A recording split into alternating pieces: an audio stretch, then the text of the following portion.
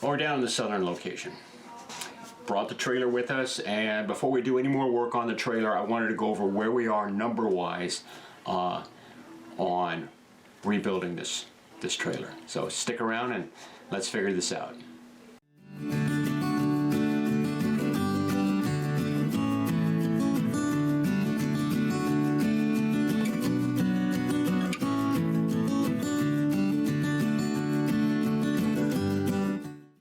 Well, the wife and I made it to our southern location. Our southern location is Texas. Our northern location is Colorado. We brought the trailer with us. The trailer's going to be staying here in Texas as far as I know. So I wanted to go, before we started doing more interior and exterior and making it look nice and functional, more functional, I wanted to go over what the numbers are so far. Quick recap.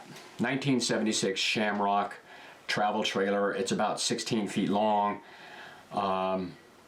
We got it free from some friends. It had been in their field for 30 years, 40 years, I don't know. And they were moving, so then we just moved it over to our field where it sat for actually not very long. Got to work on it pretty quick. Anyway, it's now roadworthy. It had some structural damage from water damage. Fortunately, there was no mice and there was no animals living in the trailer, so that was nice. The only thing we focused on that we covered in these costs is the structure. I took the skin off the sides, I lifted the skin up on the ends, replaced the structure. If there was any wiring problems in there, I addressed those, I took care of those. Then of course I replaced all the lights on the exterior, replaced the lights on the interior, and of course new tires, because you know, tires. So anyway, let me go over these costs here. I broke it down, and my laptop's over here, so I'm gonna have to keep referring to it because, you know, I don't have a teleprompter. So I broke it into a few categories. One is the basic unit and stuff that dealt with kind of at a higher level. Specialty units, doorknobs, latches, door pulls, where you hook up to your water, the little plastic thing that goes around where your power cord comes out, just stuff like that, roof vents, stuff like that. Caulks and sealants. Went through a lot of butyl tape, a lot more than I thought. Structural components, and that is all that work I did to repair the structure. In the previous videos you saw all the water damage around the windows, and primarily around the windows and in the corners. We fixed all that. Hardware, oh my gosh, I use so many screws, it's ridiculous. And electrical. And so those are the basic categories. Now, what did it cost for each category? Back up to the top here. The basic unit. The basic unit, free.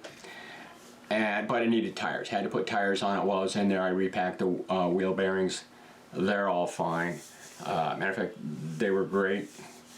But because it didn't have a VIN number, and there's going to be, I know you're thinking, well, did you look here, did you look there? In the state of Colorado, not only did I look, but I had to take it to the Colorado State Patrol, and they looked, and they couldn't find it. And that was not an easy inspection. And then the tags and license to get it plated so I can get it down here to Texas, $443.51. So that's just to get the basic unit to Texas, or to get the basic unit road legal. Next one, specialty items, doorknobs, catches, all those little things, roof vents that have to do with the exterior of an RV that are very RV specific. That was $160.89, and down in the description, they're itemized down in there. Caulks and sealants. This, I couldn't believe how many times I had to reorder butyl tape. Anyway, butyl tape, caulk, roof caulk, construction glue, $171.64. Structural components. You've seen the pictures if you watch the videos. If you don't, go watch the videos, just skim through it, just get an idea of what we did. I used a combination of piece this way, bringing a screw through. I used pocket screws. I used a lot of different techniques to get it all to work. Is it like the professional? Well, I'll tell you what, it's better than the staples they use to put this thing together with. Furring strips, 1x2, 2x2. That's primarily the structure right there. And then on the inside, the sheathing, instead of being on the outside, the sheathing is on the inside. Like on a house, when they build a house nowadays, you got the 2x4s and then they put an exterior sheathing.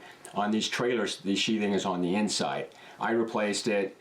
Actually, I didn't replace it. What I did is I bonded new over the old that had been water damaged with 5mm paneling, and you can get that stuff. I got it at Lowe's.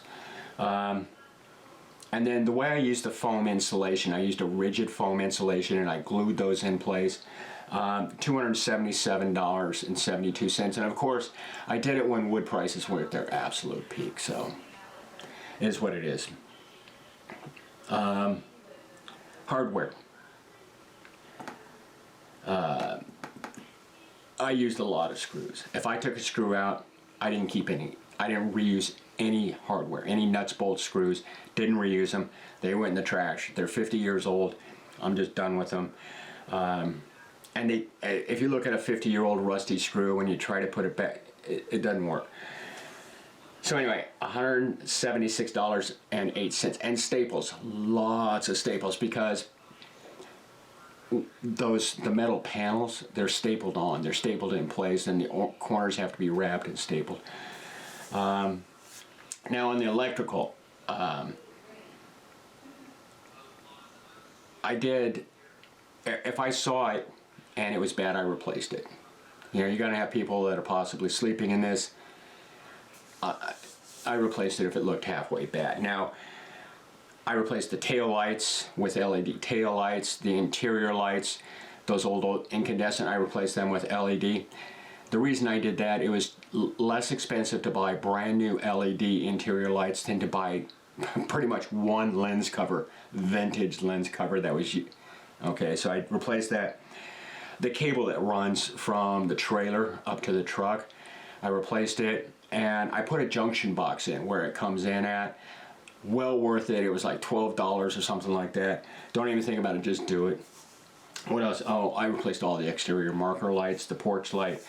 Anyway, that was $156.85. So, you know, that was actually, surprised me how that wasn't that expensive. So, grand total on all of this is $1,386.70. So, under $1,400. Now, again, this is just, I rebuilt the structure that needed repair. So, what do I have after $1,400? I have a trailer that I literally just drove 1,000 miles from Colorado to Texas. Pulled great. The whole unit weighs about 2,000 pounds. And I gotta tell you, you go down, and I was driving through Tractor Supply the other day, and they had trailers. And we're just talking just open trailers, single axle with a gate on the back, and they were $3,000. So I think we're doing okay. Now we still have the interior to do and the exterior to do, but once we get up to that point, now it's kind of out of, we're going to start making it look nice, and that's going to be a whole separate video series and a whole separate, basically a whole separate everything. So anyway, is it going to be an absolutely perfect, perfectly restored vintage trailer? No, I don't do that. But we did make progress. So anyway, thanks for watching.